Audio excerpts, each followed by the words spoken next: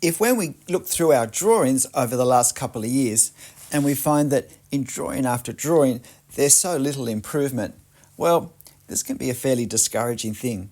But there is a reason for it, and I want to explain that to you.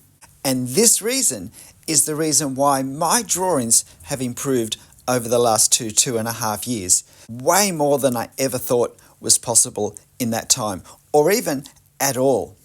In just over 2.5 years, I've gone from creating drawings that look like this, or look like this, to drawings that look like this, and this, and this. I wouldn't have known where to even start doing these at the start. But if we understand this reason and let it guide our drawing experience, we actually can't help but improve.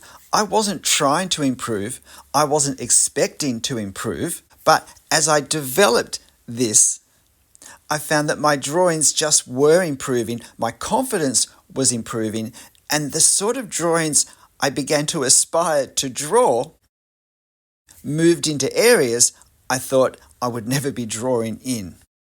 This is what I want to share with you, but I suspect your biggest issue with it won't be understanding what I'm saying, but will be actually believing that it applies to you. Well, I didn't think it applied to myself either. So if you're not happy with your drawing improvement, surely this is worth a try. Because the reason I believe my drawing has improved so unexpectedly so much in the last 2.5 years is because in making these videos, hundreds and hundreds of them, I've had to work hard. I've had to put a lot of time and effort into understanding, what am I doing? Why am I doing it? How am I doing it? What's the result of doing it? How should I change doing it? In order that I can put all of this into words and even to break it down into a step-by-step process.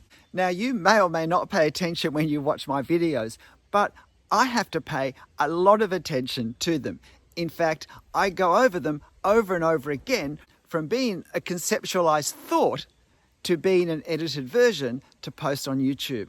So if anyone hears what I'm teaching, if anyone understands what I'm teaching, if anyone has a focus from the teaching that I'm giving, it's me. Now, I'm not saying because it's my teaching, my drawings have improved.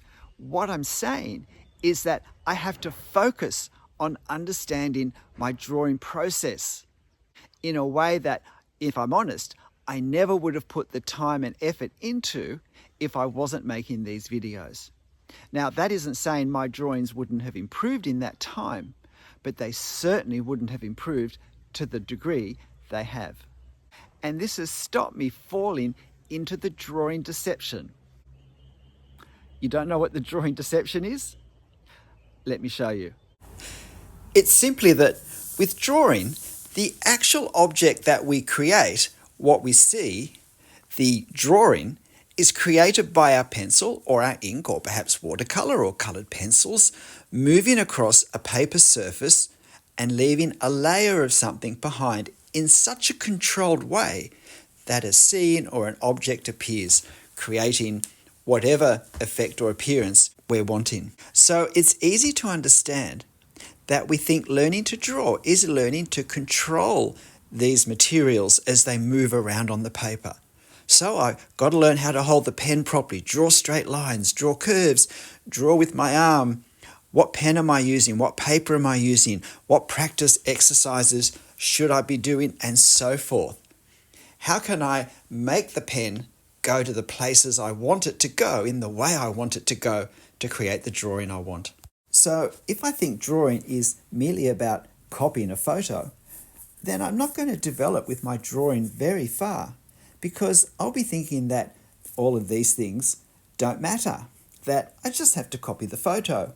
Hence my focus with my ink on paper skills, because that's what causes the drawing to appear.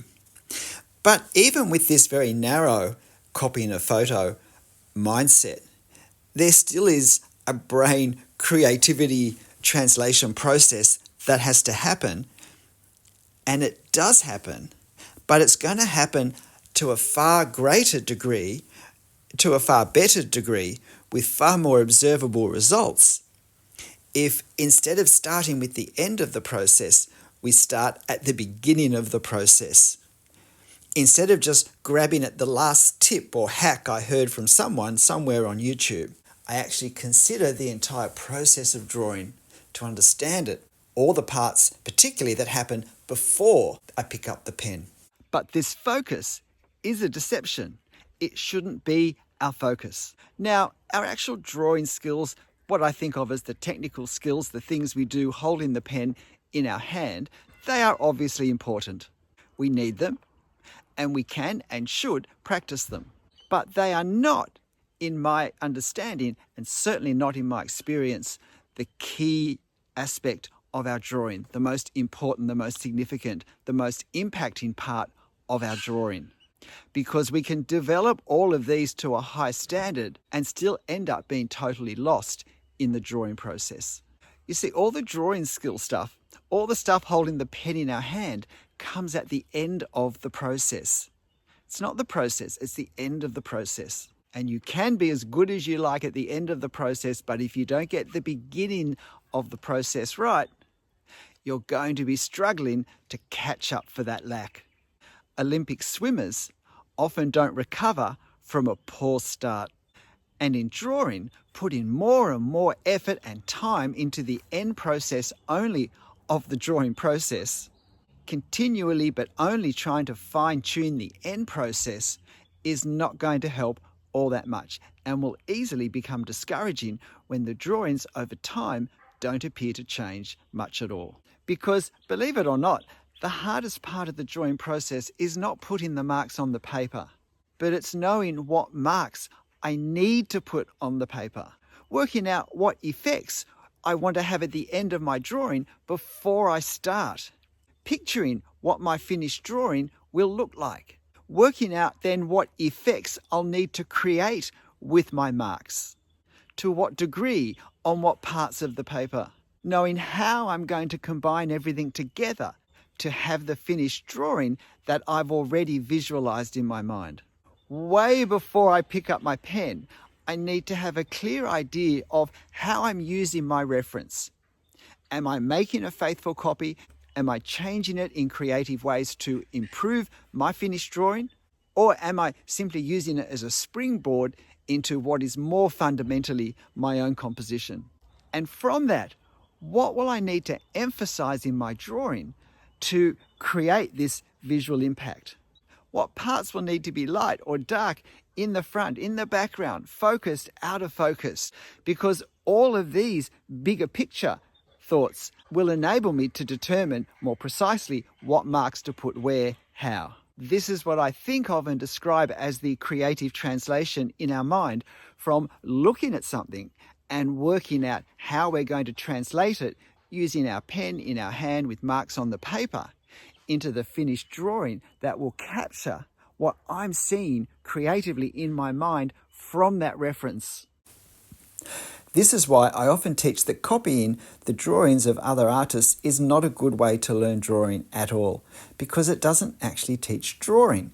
It teaches copying. They're not the same thing.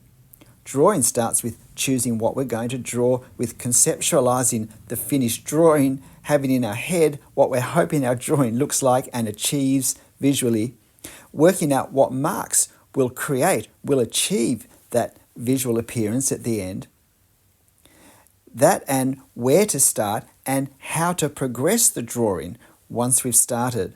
All of this we need to work out in our head in order to give ourselves the maximum chance of achieving in our drawing what we're visualizing. And all this happens before we touch the pens. And even then I'd say the first ink on paper marks are not on our actual drawing surface. But when I'm not doing this, when I'm simply copying someone else's work, quite apart from copyright issues, which I think we do need to consider, I never have to do any of these conceptualization things.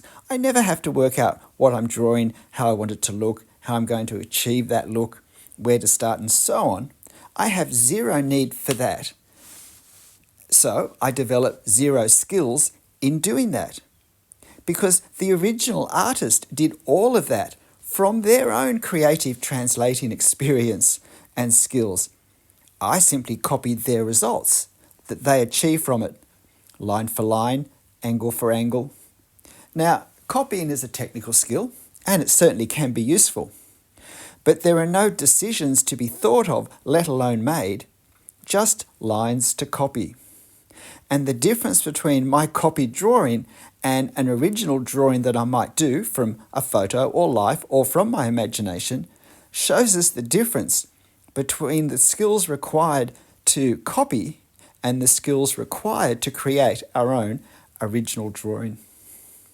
Time spent copying, I'm afraid for most people, is actually time spent wandering in the drawing wilderness, because it's not getting us to where we really want to go.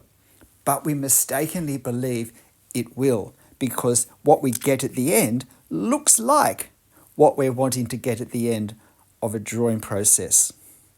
We haven't known enough, unfortunately, to realize that this is a deception as well.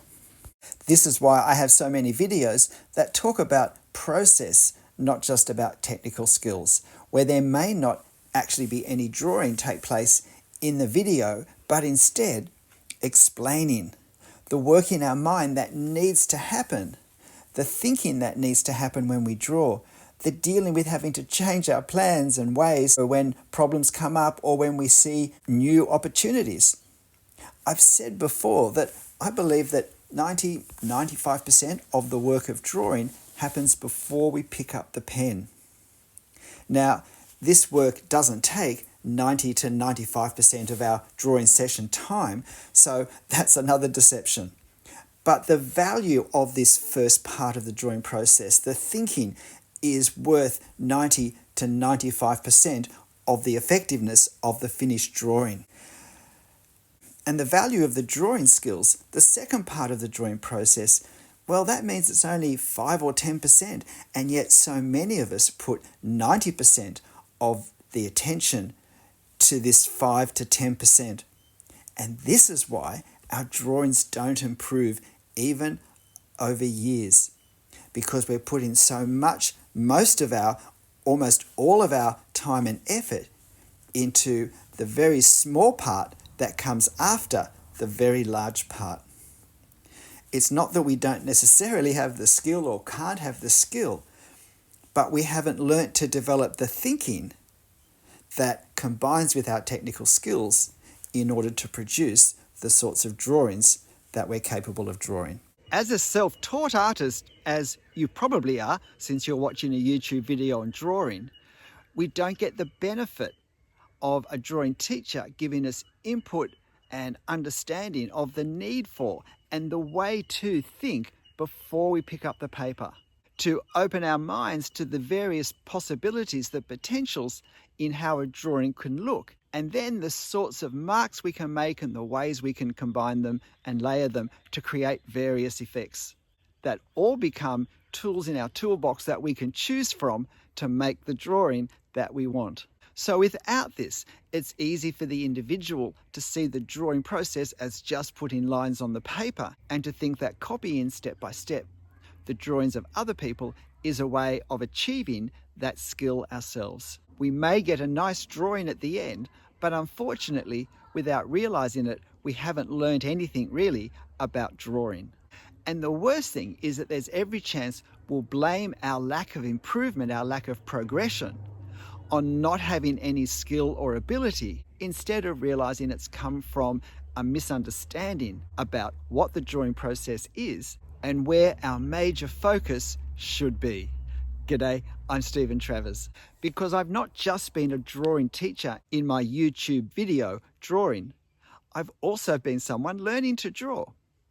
I've also been someone working hard at developing the way I think, the things I'm trying to imagine for my drawings before I get any further in them than that, increasing my understanding of marks and of how we might combine them on the paper to create different effects, and then experimenting with using all of these in different drawings to create something that I've pictured, that I've imagined in my mind from the reference before I start, and that all of these things become the compass that guide my pen on the paper, that guide what I put where, when. And what I've learned is that the more I develop these thinking skills about what I'm trying to do and the possible ways of achieving it, my drawings have improved at the same rate. It's not just that I think I've become a better teacher as I've worked all this out, but I know I've become a better drawer because I've been putting all of these things into practice, drawing by drawing,